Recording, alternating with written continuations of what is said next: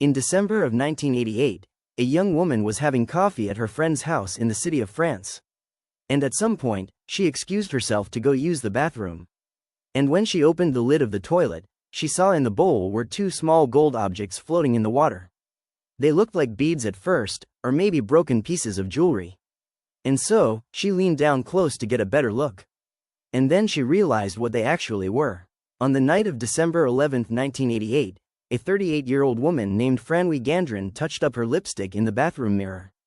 Her best friend, Sylvie Rivero, was washing her hands at the sink right next to her. Francois and Sylvie were best friends. They had basically known each other forever since they were just little kids. And these days, they went out together almost every single night.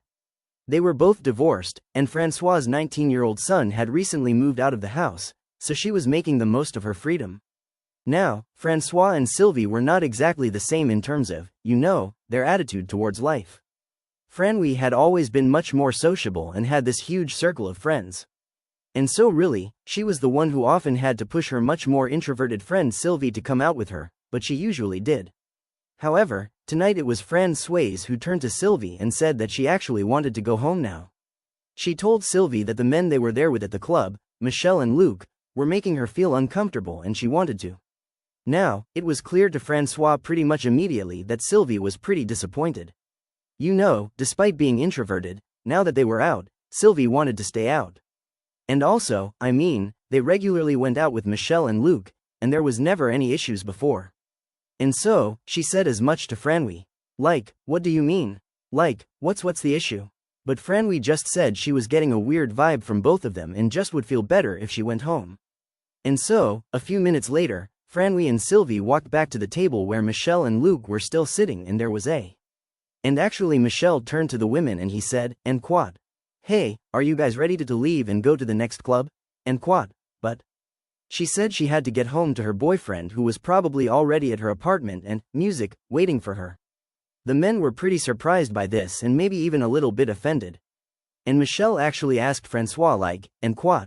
Hey, are you sure everything's okay here? Like, is that really the reason you're leaving?" Franwy just said, "Yep, everything's fine. I just got to go," but she could definitely tell that the men did not believe her. But Francois didn't really care. At this point, she really just wanted to leave. And so, she just turned and gave Sylvia a hug and then just said bye to the group who were just kind of sitting there somewhat stunned. This is happening so quickly. And then Francois turned and she hustled right out of the club and flagged down a cab before any of them could follow her. The next morning, Francois woke up in her own bed to the sound of her boyfriend, Yves Martin, bustling around her bedroom and getting dressed. She rolled over to look at her alarm clock and saw that it was 8 a.m. Francois sat up and Yves turned to her and said good morning. But she immediately noticed that his voice was cold. The night before when she had come home, they had gotten into a big argument because, he had been waiting for her for quite by the time she finally got there, that was the reason she had to leave, and it really had upset him. And in many ways, this was not like a one-off issue in their relationship. It was a recurring one. Franwy was always staying out super late with her friends and often with her male friends, and Yves felt like she was basically.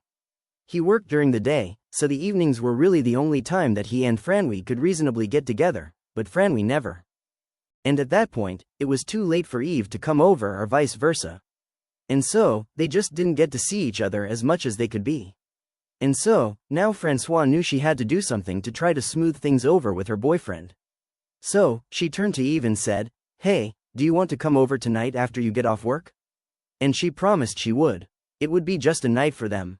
And at that, Francois saw Yves' shoulders immediately relax. And then he turned around and he smiled at her and said, "You know what? I'd really like that." And so at this point, the mood in the room completely shifted. They were sort of back on good terms. And so as Yves finished getting dressed, he asked Franwy what else she had going on that day. And she told him that she had a handyman she knew named Christian Marot who was coming by that morning to put up new wallpaper in the. So she'd very likely be stuck at home for most of the day while he worked on it. The two chatted for a bit longer and then once Yves was ready to leave, Franwy kissed him goodbye. And then after he left, Franwy pulled herself out of bed and put on a robe. And then she went into the kitchen and she opened up a can of food for her cat and then she made herself some coffee.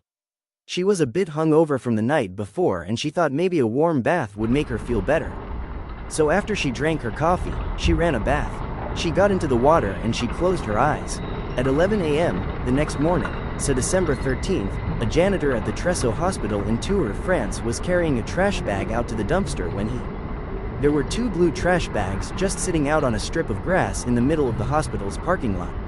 Now, the trash bags they used at the hospital were gray.